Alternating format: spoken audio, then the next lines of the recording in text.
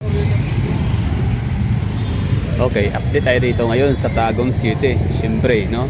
5 hours away from Davao City. 120 pesos sa masahe. Dito na tayo. Nakarating na sa Golden City of the Philippines, Tagum City, Davao. So, hindi na kailangan sabihin kung anong probinsya ang Tagum City. Kasi kapag sinabing Tagum City, Metro Davao na yan, no? Pero siyempre, geographically, situated dito sa Davao del Norte. Ayan lang, bali ganap lang dito ngayon ang anong hitsura, anong ganap, anong meron dito. So ito na, napakadaming tao, hindi na makadiretso yung mga pedicab paloob, gawa nung daming tao, traffic, congested masyado. So kanina sa bus pa lang Davao to Tagum, daming mga pasahero, tayuan, standing position na. Yung mga driver, conductor, naninibago sila, wala silang ka-idea na ano pala ngayon opening sa Tagum City, no? Kung hindi ko sinabi na City Hall, tsaka nila nalalaman na ay kaya pala maraming tao, kaya pala traffic, dahil sa mayroon palang opening na gagawin ngayon sa Tagum City Hall. Okay, so meron sila dito November 2024 events. Tingnan natin kung anong mga nila events. So Rio Carnival, itong Rio Carnival, no?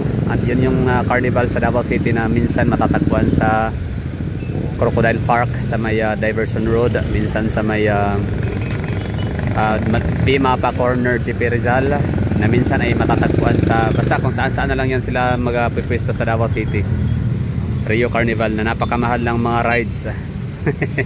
Anyway, so yun, may pa dito November 2 and 1, November 3 to 30, basta marami, no? Dami, ito Tagum City, sobrang yaman nito, daming pera, daming pa-event, no? Manghilig nila sa mga ang hilig nila sa mga event, festivals, lahat, no? Every month dito sa Tagum City meron silang pa-event dito, meron silang pa-festival. Kaya Tagum City is the city of festivals. Kung ang Bohol ay sila, no? Fiesta capital of the Philippines, ito namang Tagum City is festival capital of the Philippines. Kasi buwan-buwan meron silang festival, meron silang Durian Festival, Music Festival, Cultural Festival, basta ang daming festival sa Tagum City. Okay, so let's go to pasida tayo sa loob. Ayan lang ha, meron natin pa trivia about Tagum City sa mga hindi pa nakakakilala sa Tagum City. Sa Tagum City is the mother town or capital city, capital town sa probinsya ng Davao del Norte. Tagum City is almost 300 or more than 300,000 ang kanilang population. So yung naman nila, yung kanilang namang revenue malaki din, no? So it's a billionaires city ang Tagum City. So Tagum City pwede na siyang gawing metro tawag nito. Pwede nang gawing highly urbanized city ang Tagum City. Kung pag-uusapan natin is yung population, sobrang dami. Tapos sa pera, hindi ko alam, no? Nakalimutan ko na, hindi ko na maalala kung ano ang magiging qualification ng isang city bukod sa population. Sure ako sa population kailangan mong maglagpas ng 200 or kailangan mo makaabot ng 200,000 population para ma-approve ka as a metropolitan city. Ma-approve ka as highly urbanized city. So Tagum City, yun nga 300 plus thousand ang nito, ang population, or 200 plus thousand, basta qualified na sila for highly urbanized city pag population ang pag-uusapan. Pero sa naman sa HIRA, revenue, GDP, hindi ako sure, hindi ako sigurado kung pasok ba sila. Basta billionaire, mayaman ang Tagum City, it's a billionaire city, Golden City of the Philippines. So no? Dito yung pinakamaraming goldsmith. Kasi nga syempre Davao de Oro, no?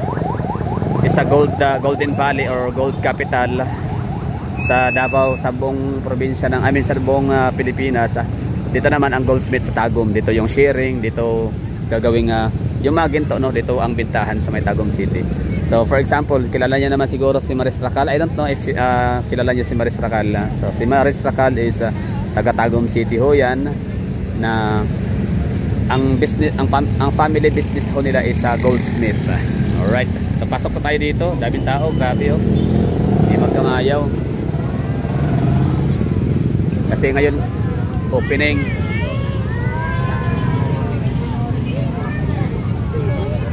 Ayan ah, so opening na sila dito, ngayon pa lang no. Sige na.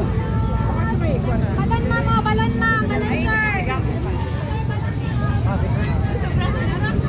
So sir. ito pa lang yung entrance area, pero grabe, napaka magarbo no. Napaka magarbo na yung ano nila dito.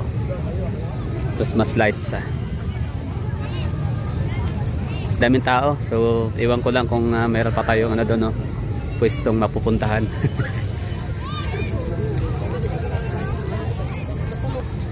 So Davao City, I mean ano, Metro Davao, isa na pa kami dito no. Isa pa lang yung highly urbanized city. It's Davao City pa lang. So once na itong si Tagum City is I don't know kung nag-apply na ba sila for highly urbanized city. Pero just in case na mag-apply sila ng highly urbanized city, aprobado kaagad to kasi ano nga sila, capital town of Davao del Norte. Ang galing nitong Tagum City kasi afford na nilang mag-hold ng ano, national event. For example, Frisaa, Ismaraa, tama ba? Ismaraa ba yung pinakamalaking sports competition sa Pilipinas, national level.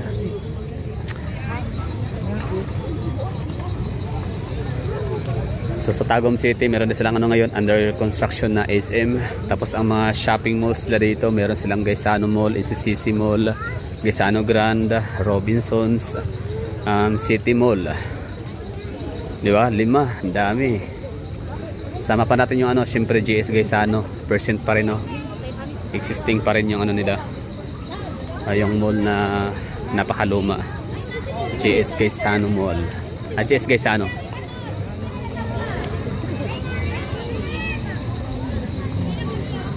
Ano sa tingin nyo, okay ba Tagum City? No? Shout out mga taga Tagum City. At sa mga dati na mga nakatira sa Tagum City, dito pinanganak, ngayon ay nakatira na sa ibang lupalop ng mundo. Ito na yung hitsura ho ng lugar ho ninyo. Sobrang laki ho talaga ng pinagbago. Kung Davao City is ano no, grabe. So napakalaki ng changes, ng pagbabago ng skyline ng Davao City. Sobrang laki ng pinagbago na kanyang ano, na kanyang basta yung settings no, yung hitsura ni Davao City sobrang laki ng kanyang pinagbago 20 years before, from 20 years. So lalo na sa Tagum City ganun din no. Medyo ano na kayo, hindi na kayo masyadong magiging familiar. Ako nga no, huli ko nakatira sa Tagum City 2014. Tama, 2014 or 2015. Wait lang, anong year ba yun? 2016. Kasi 2016 ano ako niyan Davao Nabunturan, Davao de Oro. So huli kong ano dito, destino sa Tagum, yan nga parang 2015. So ang nangyari is ano siya, kumbaga ngayon wala na, hindi ko na masyadong kabisado yung mga barangay, like yung mga babaan ba, yung mga Visayan Village, yung mga Manggahan. Kasi nga nagbago na yung hitsura ng Tagum City. Dahil nga sa may mga shopping malls na no, nadadagdagan na yung mga structures and establishments. So yung mga landmarks natin dati nabago na, hindi na ganun. Plus may tulay pa yung ano, yung the longest flying over or skyway flying over no. So the longest and tallest flying over sa isla ng Mindanao is located sa Tagum City. So isa 'yon sa nakapagbabago ng ano, ng forma at itsura ng Tagum City. Kaya maaring hindi mo na masyadong matandaan yung mga lugar na dati mong pinupuntahan. Yung mga babaan, landmarks, ganun, palatandaan. Okay, so yun lang no, bali paunang ano lang to dito, vlog. So ngayon, hindi naman natin na-witness yung ano, yung talagang pag-light up ng Christmas tree nila dito sa City Hall of Tagum. Kasi nga, kakarating lang natin, tapos ang oras is mag-aalas 7 na. Sabi ko nga sa inyo, ang biyahe from Davao City to Tagum City ay nasa 5 oras. Grabing traffic no. 3 hours bago makalabas ng Davao City. Ano pa, napaka-traffic sa Panabo, Carmen. Tapos pagdating sa Tagum City, sa may ano, sa may crossing, no, sa may Madaom, sobrang daming ano, mga bumababang pasahero. So yun na nga, literal talaga na ano, mararamdaman mong metropolitan na talaga yung ano, Davao region. So para ka na rin nasa Maynila, na babiyahe ka papuntang Laguna, papuntang Cavite or Batangas or papuntang Bulacan, na kahit nasa outside Manila na, alam niyo yung parang nasa Maynila ka pa din kasi sobrang traffic, daming tao, daming sasakyan. So yung intersections, no, talagang talagang may mga sasakyan na lumalabas papasok ka, at mga pasahero akyat baba. So just like yun na nga, Region 4A and Metro Manila ang set up. So meron nang nagtatalumpati sa unahan, so siguro yun na yung mayor ho nila sa Tagum City. So hindi tayo ganun kalit, late man pero hindi ganun kalit. So yun lang siguro, maraming thank you, no, at naipakita ko lang kayo dito, unang update natin dito 22 November 22, no? So opening date of Christmas tree, lighting opening Christmas tree sa City Hall. Kaya ang daming tao. Ito din mga taga-Tagum, bilib din ako dito kasi super super supportive, no, sa mga pa-event nila dito.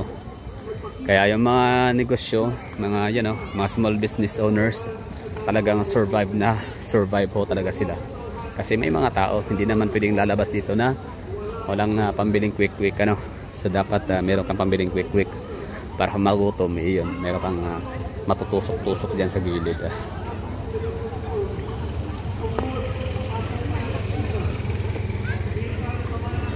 So itong si Tagum City, mararamdaman mo rin talagang napaka effective, no, or napakagaling ng mga nila dito, mga mayor. Talagang meron silang ginagawang project, beautification, no, ang nila dito, culture, arts and beautification, yung kailang parang mastery sa lugar.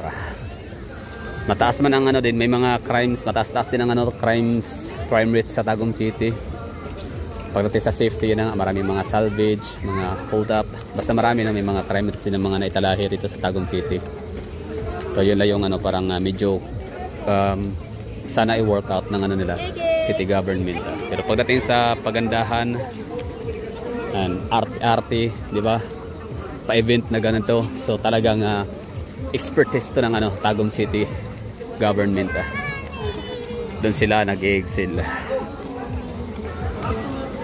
Okay, so yun lang, na to, kumbaga parang intermission or paunang lang, no, preliminary update. Yes, thank you for watching. Sa sunod ay doon na tayo sa unahan, tingnan natin kung ano meron at sino yung nasasalita.